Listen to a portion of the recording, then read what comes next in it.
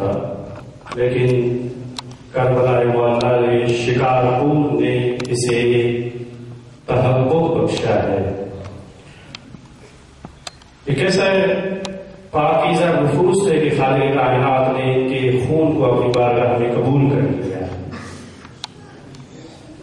اسی ہی ثانیے کی مزید وضاحت کے لیے اور وہاں کے حالات جاننے کے لیے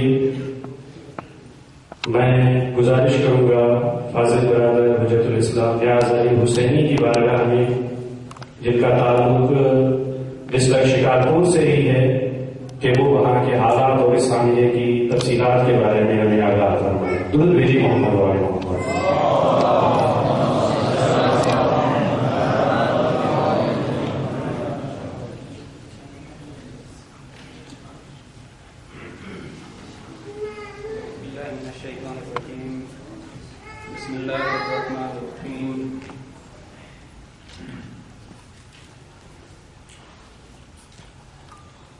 جڑے راستے عجیب منظر، ویران گلیاں بازار بند، کہاں کی خوشیاں کہاں کی محفل، شہر تو میرا لہو لہو ہے۔ وہ رو کی مائیں، وہ بے ہوش بہنیں لپٹ کے لاشوں سے کہہ رہی ہیں، اے پیارے بیٹے، اے پیارے بھائی، گئے گھر سے سفید لباس تھا، اب جو لوٹے تو لباس سرخ ہے۔ ہاں عزیزان محترم، یہ شہر شکارپور ایک تاریخی شہر ہے صوبہ سندھ کا، جو تاریخی اعتبار سے چند صدیوں پرانا اور قدیمی شہر ہے۔ اس شہر میں مسلمانوں کے علاوہ سکھ، ہندو، مسیحی وغیرہ ساکن ہیں، اور ان تمام مسائل کا مرکز رہا ہے یہ شہر۔ اس شہر کی جمعیت تقریباً 10 لاکھ سے زیادہ ہے، جن میں سے 25 سے 30% شیعیان حیدر کرار علیہ السلام وہاں زندگی گزار رہے ہیں۔ اس وقت اس شہر میں 40 سے زیادہ مساجد و امام بارگاہ اس شہر میں موجود ہیں، جن امام بارگاہوں میں سے بعض کے متولی سنی حضرات ہیں، اور اس وقت بھی اس شہر سے، جہاں سے 10 محرم الحرام کو جلوس ہائے ازاں نکلتے ہیں، ان میں سے 3-4 امام بارگاہ ایسی ہیں جن کے متولی اہل سنت سے ان کا تعلق ہے۔ اس بات سے یہ اندازہ لگایا جا سکتا ہے کہ وہاں کے اہل سنت برادران کا اہل بیت علیہ السلام اور محبان حیدر کرار کے ساتھ گہرے لگاؤ اور اتحاد و وحدت ایک قابل مثال عمل ہے۔ لیکن متاسفانہ 1980 سے تکفیری گروپ کے وجود میں آنے کے بعد یہ شہر بھی تکفیروں کے مظالم سے محفوظ نہ رہ سکا۔ ہم یہاں چند ایسے واقعات کا تذکرہ کرتے ہیں جو مسلسل اس شہر میں تکفیریوں کے توسط سے شیعیان حیدر کرار پہ مختلف مظالم کی صورت میں ڈھائے گئے ہیں۔ سب سے پہلے 1996 میں شکارپور ضلع میں ایک امام جمعہ مولانا اشفاق حسین حسینی تکفیروں کے ہاتھوں شہید کیے گئے۔ 2006 میں دوسرے امام جمعہ مولانا بدردین بھائی کو بلوچستان کے شہر ڈیرہ مراد جمالی میں تکفیری دہشت گردوں کا نشانہ بنا اور جام شہادت نوش فرمایا۔ 2010 میں انجمن حیدری دکن ضلع شکارپور میں، جو کہ انجمن کے سرپرست تھے، سید طاہر عباس نقوی تکفیریوں کا نشانہ بنے اور جام شہادت نوش کیا۔ اسی طرح سال 2010 میں عاشور کے جلوس پر خود خودکش حملہ ہوا جس میں 1 مومن شہید اور 3 مومن زخمی ہوئے۔ 2013 میں ایک بہت ہی اثر رسوخ والی شخصیت گدی نشین سید حاجت علی شاہ کی امام بارگاہ پر حملہ ہوا جس میں گدی نشین سید حاجت علی شاہ سمیت 10 افراد نے جام شہادت نوش فرمایا۔ 1 مئی 2013 میں قومی اسمبلی کے رکن اور مشہور شیعہ شخصیت ڈاکٹر محمد ابراہیم جدوئی پر خودکش حملہ ہوا جس میں وہ بال بال بچ گئے۔ اسی طرح اس سال محرم الحرام میں اسی علاقے میں شکارپور سے کچھ کلومیٹر باہر ایک مشہور اور فعال شخصیت مولانا شفقت عباس مطہری تکفیروں کے ہاتھ شہید ہوئی۔ اور اسی طرح اسی ہفتے میں یہ جو واقعہ آپ کے سامنے ہے، یعنی شکارپور شہر میں یہ مسلسل واقعات ہوتے آئے ہیں، یہ پہلی بار کا واقعہ نہیں ہے۔ اسی ہفتے شکارپور کی کربلا مسجد و امام بارگاہ میں دل دہلانے والا واقعہ رونما ہوا جس واقعے نے ہر انسان کو رونے پر مجبور کر دیا۔ کوئی ایسی آنکھ نہ تھی جس نے گریہ نہ کیا ہو۔ اس واقعہ میں شہداء کی تعداد 80 سے زیادہ اور زخمیوں کی تعداد بھی 60 یا 70 کے قریب بتائی جا رہی ہے۔ حقیقت میں دھماکہ نہ رہا بلکہ کسی کی ممتا اجڑ گئی، کوئی تازہ دلہن بیوہ ہو گئی، کسی باپ نے اپنے لگتے جگر کو کھویا تو کوئی بے سہارا ہوا، کوئی یتیم ہوا تو کوئی زندگی بھر کے لیے نفس عضو کا شکار ہوا اور جانباز ہو گیا۔ الغرض بس اتنا بتا دیں کہ ہمارے شہر میں قیامت کا منظر تھا۔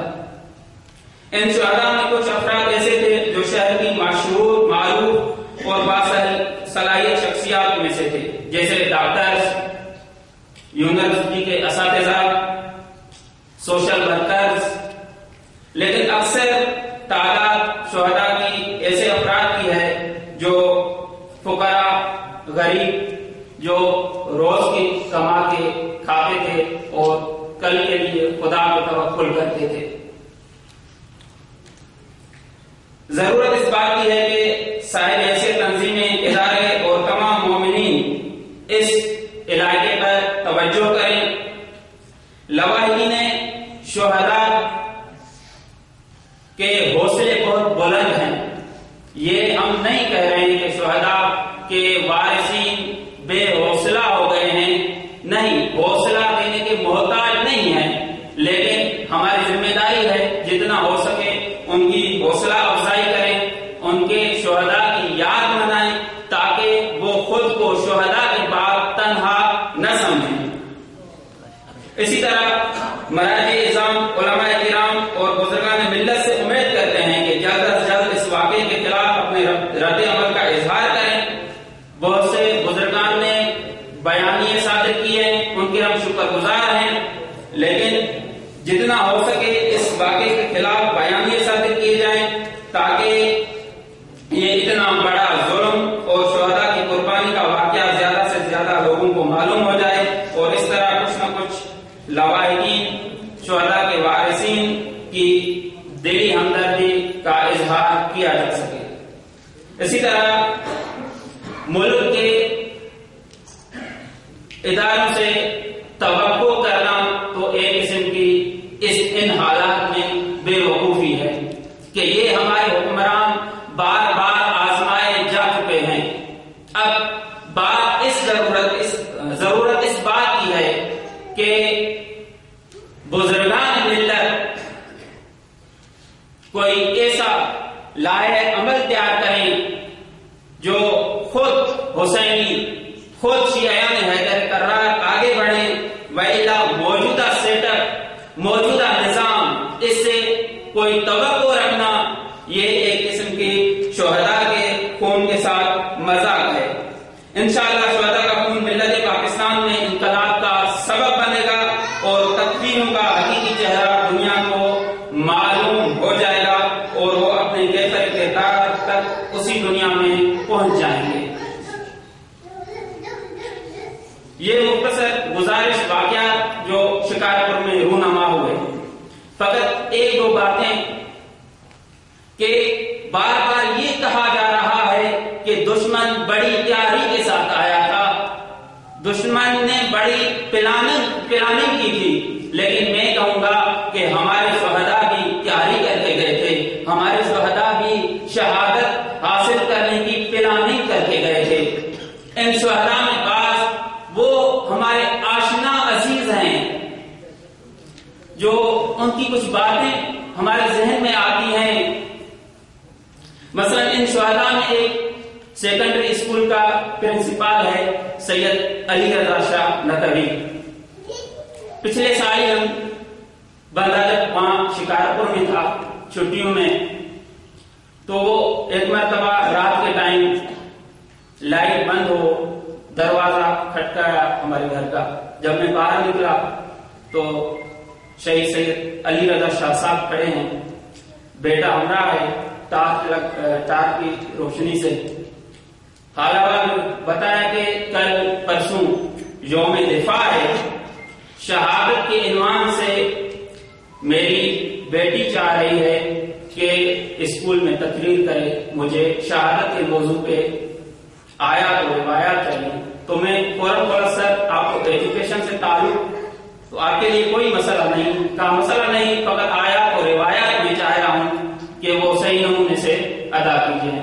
بہرحال اس بات کرنے کے بعد کہا کہ کل آپ ہمارے لیے میں لے جاؤں گا، لیکن اب جو قابل غور بات یہ ہے کہ شہید نے مڑ کے کہا کہ یہ تو ہم جانتے ہیں کہ حقیقی شہید وہ ہیں جو نبی یا امام کے ساتھ جنگ کرتے ہوئے اس دنیا سے چلے جائیں۔ آیا ان کو بھی شہید کہا جا سکتا ہے جو مساجد، امام بارگاہوں، راستوں میں بم بلاسٹ میں یا دشمنوں کے ہاتھ قتل کیے جاتے ہیں؟ تو میں نے ان کو وضاحت کی کہ شہداء کا وہی مرتبہ ہے، بعض احکام میں فقط فرق ہے کہ جو نبی اور امام کے ساتھ شہید ہوتا ہے تو وہ بغیر غسل اور کفن کے دفنایا جاتا ہے، لیکن جو نبی امام میدان جنگ میں مثلا شہید نہیں ہوتا اس کے لیے غسل و کفن ہے۔ اس کے بعد اگلے دن جب وہ لینے آئے شہادت کے متعلق وہ آیات اور روایات، پھر یہی سوال کیا آیا یہ بات قابل اطمینان ہے، ان لوگوں کو بھی ہم شہید کہہ سکتے ہیں جو وطن کا دفاع کرتے ہیں، یا مثلا اچانک نماز جمعہ یا مثلا امام بارگاہ میں قتل کیے جاتے ہیں؟ پھر میں نے ان کو اطمینان دلانے کی کوشش کی۔ اسی سال کے اندر یہی کہوں گا کہ یہ شہید ایک سال پہلے شہادت کی تیاری کر رہے تھے اور اپنے فرزند، اپنی بیٹیوں اور بیٹوں کو آمادہ کر رہے تھے کہ اگر شہادت ہو جائے تو شہادت اور شہید کے خون کو کس طرح متحد کرنا ہے۔ اسی طرح ان شہداء میں ایک شہید ہمارے دوست شہید آزاد علی ہیں جو باہر تصویریں میں لگی ہوئی ہیں۔ شہید آزاد علی کا فقط ایک دو نقطے ہیں، ایک علماء سے مربوط ہے، وہ میں عرض کرنا چاہ رہا ہوں کہ شہید آزاد علی وہ شخص تھے، ایک مرتبہ ان سے ملاقات ہوئی، شہید عارف حسین الحسینی کی زندگی پہ مشتمل کتاب سفیر نور کا مطالعہ کر رہے تھے۔ جب بات چیت ہوئی تو کہا میں نے اس کتاب کو 2 مرتبہ میں پڑھ چکا ہوں اور میں اس نتیجے پہ پہنچا ہوں کہ ہماری گفتگو دوسرے مذاہب کے ساتھ ائمہ علیہ السلام کی عصمت کے بارے میں کوئی فائدہ نہیں۔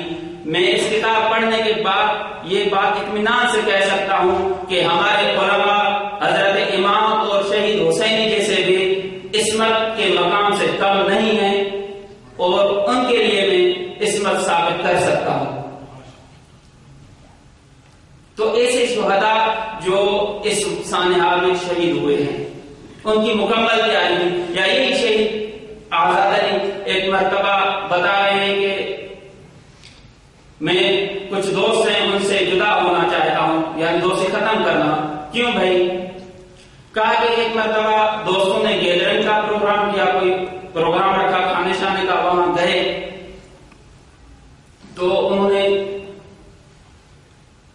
وہ چاہ رہے تھے کہ میں ایک نجاست میں مبتلا ہوں. وہاں انہوں نے شراب نوشی کا پروگرام بنایا ہوا تھا، لیکن میں نے اس دوست کے گلے میں پکڑا، اس کے گریبان میں پکڑا کہ جو بھی نجاست ہو میں وہ انجام دے سکتا ہوں، لیکن یہ نجاست میں نہیں کر سکتا کیونکہ میں بی بی زینب سلام اللہ علیہ کی چادر پہ رونے والا ہوں. میں کل جناب زینب سلام اللہ علیہ کو کیا منہ دکھاؤں گا؟ لہذا یہ وہ شہداء ہیں جو چنے گئے ہیں، جو شہداء انتخاب ہوئے ہیں، اور یہ شہداء تیاری کے ساتھ ان شہیدوں میں بعض ایسے شہید ہیں جو کراچی میں رہتے تھے. شہید سلیم بابلانی جو اصلاً شکارپور میں نہیں ہوتے تھے، فقط عید کے دنوں میں آتے تھے. اس نے پوری فیملی اپنے بھائی وہاں شفٹ کیے ہوئے تھے، لیکن ابھی پتہ نہیں کیسے اس جمعہ کو انہوں نے جمعہ شکارپور میں پڑھا اور یہ شہادت نوش فرمایا.